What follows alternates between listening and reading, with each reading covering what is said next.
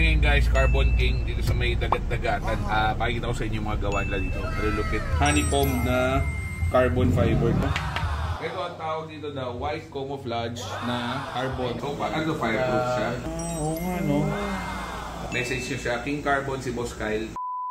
So ngayong araw guys, pupunta tayo kay Carbon King. So sikat yan no, kilala yan sa pagdating sa mga carbon fiber. So ipapa-repair tayo sa kanya. Ito yung BMW GS natin na nakuha natin sa may Season Pangasinan. Okay naman yung carbon niya, okay naman dito. Pero may mga part na ganito. Oh no! Masyado maganda talaga. So ito yung talagang medyo concern ko. Hindi ako nagaganda ng pangit din sa loob. So itong labas okay, pero yung loob hindi. Kasi hindi pulido. Yun lang naman ang issue ko sa kanya. Matte black lang ang kulay niyan eh. Parang ganito lang. So kinarbon niya kasi, actually gumasto siya pero bumaba yung value.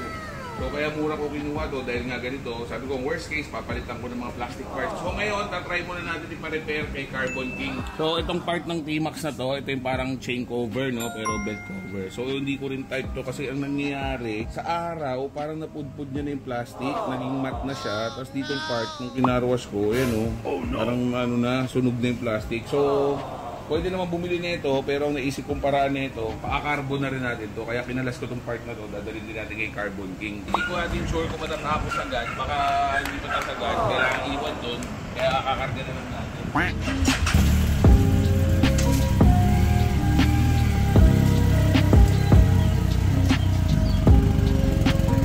Pinawisan nga ako eh. Boy, pawis ka boy. Parang hirap na hirap ka, isang pa yung GS ah. Ayoko nang ibubuhat, gusto ko kakarga muna bago mag-ligo. Naligo na ako. So, Skyway na tayo guys. Malapit na tayo. Dala natin tong GS 1250. Kaya makita natin yung area nila doon. Let's go. Bali dito boss, no? Sige. Kaya bante ko muna. Kaya ngayon guys, Carbon King dito sa may dagat-dagatan. Pakikita ko sa inyo mga gawa nila dito. Malulupit. Sila yung may-ari ng Carbon King. Pakikita natin dito ngayon yung gawa nila. Baka mo natin motor.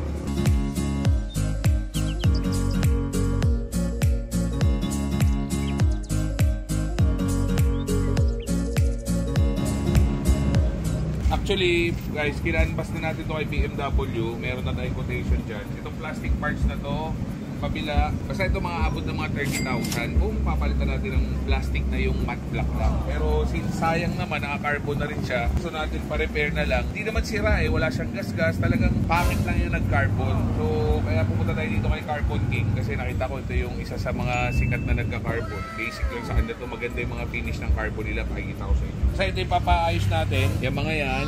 Tapos ito, pangit to, parang nanilaw na hindi maintindihan. Tapos ito, may mga bubbles dito. Ayan o, makikita mo to, hindi uneven siya o. Oh no! So, makikita natin yan o. Makikita mo parang may angat-angat, parang may kumukulo, parang ganon. So, hindi maayos yung pagkaka-carbon. Kasi ito naman, nangat-ngat ng aso niya, pero alam ko kayang buffing to. Ito pala, itong part na to, gusto niya siguro maiba kulay. Ganito ginawa niya, parang white, parang silver. Okay, pakita natin yung gawa nila Carbon King. So, ito yung mga ibang sample nila boss, no? Napakaganda, tingnan nyo. Pink siya, carbon fiber. So, helmet. Pero carbon. Tapos meron din ganito, yellow. Ito tapalodo ng NMAX yata ito. Hindi ako magkakamali. Aerox. So, ganda rin oh. Saka talagang 3D na. Urig carbon to ah. King Carbon. Ganda. Saka linis ng pagkagawa dito oh. Makikita mo. Pulido. Tapos ito, honeycomb na carbon fiber din. Green honeycomb. Ganda oh. Sobrang nagti-3D, no? Parang kasi ito yung blue. Yan, ito yung quality niya. So, ito yung sinasabi ko. Tingnan mo yung finish niya, oh. Hindi mo makita yung dugtungan. Malinis, pulido. So, yan yung quality ng carbon. Mga binabayaran. Tapos, ito rin, oh. Meron siya mga ganito. Ito, ibang pattern din to. Lightning pattern. Kung medyo madumi lang, mga sample niya dito. Problema ka pala dito. Kasi ang dami pala. Kala ko carbon fiber, ganun lang. Ito, meron yung ganito. Honeycomb. Meron din yung ganito. Forge daw ang tawag dito. Forge na may flakes. May flakes. Ang daming option. May kalumis. Oo. And forge lava naman. Forge lava ang tawag. Pero kinis niya. Kasi ina mo, kala mo malalim eh. Kala mo makukuha mo to. Ito ang tawag dito daw, white camouflage na carbon. Pero ito parang may black, may ganun. Meron po. Usually, gustong carbon talaga blue. Tela talaga siya. So ito yung normal na tela ng carbon fiber. So ano, fireproof siya? Oo nga no. Parang nagbabaga lang siya pero Hindi siya Hindi nauubos. tumutuloy. Kaya pala siya ginagamit talaga sa racing, sa ganun. Actually, talagang tela lang talaga siya literal na nakapanig, di ba? Oo. Parang ganun. Ayun yung ibabalot dun sa plastic, tapos saka... Bale, pagka skinning, ayun po yung mga nakapatong. Oh, galing. Ito, walang likod to, walang plastic. Wala siyang plastic. So, ganito dapat na talaga sa mga carbon fiber wood. Kasi ang gusto nila gumaan. Sobrang gaan, parang papel, oh. Tingin nga. Sobrang gaan. Oo nga, parang Alam walang mo, hawak. kamay-pay lang. Ito na yung talagang carbon fiber. Pero since sa atin, hindi naman talagang performance, Parang more on aesthetic. more on aesthetic lang, pinapatong na lang natin para mas matibay. So ito, yung mulagay ng grab bar, hindi na makikita. Oo, naka-flat na siya mismo. Pang show na. Pwede pwede pa lalabog. Pag nilalabog mo to, naupuan mo dito ng angkas mo, or nag-angkas ka or joyride, basag ka. Pagkano ganito, boss? Pag molde? 4-5. O, 4-5. Sayang ang 4-5. Pero mura, boss, ha? Molde na yun, 4-5. Sobrang mura. Bali, ang pinaka-ano kasi niyan, gumawa kami ng una po, molde lang. So, dahil may molde na kami, yung production po, nagtuloy-tuloy na.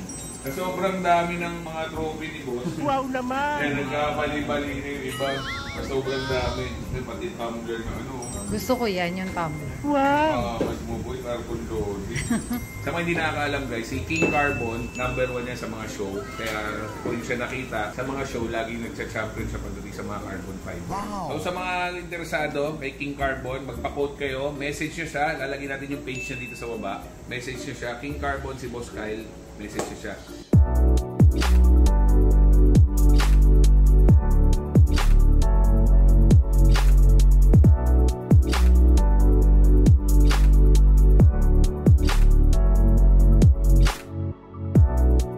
May Rody. Ito, forge naman na may strips yan. And order naman po yan. Ganda oh. So, nila makukulay kasi parang pang touch lang naman yan dahil nasa iba. So, ang dami nila kaha dito guys. So, ito yung mga minamoldehan nila. So, iwan natin muna dito ngayon yung GSA na Kalamata 1250. Iwan natin kay Boss Kyle. So, siya na bahala kasi specialty naman yan. So, ibabalikan natin itong mga 3 to 5 days. So, thank you brother. Salamat sir. Salamat.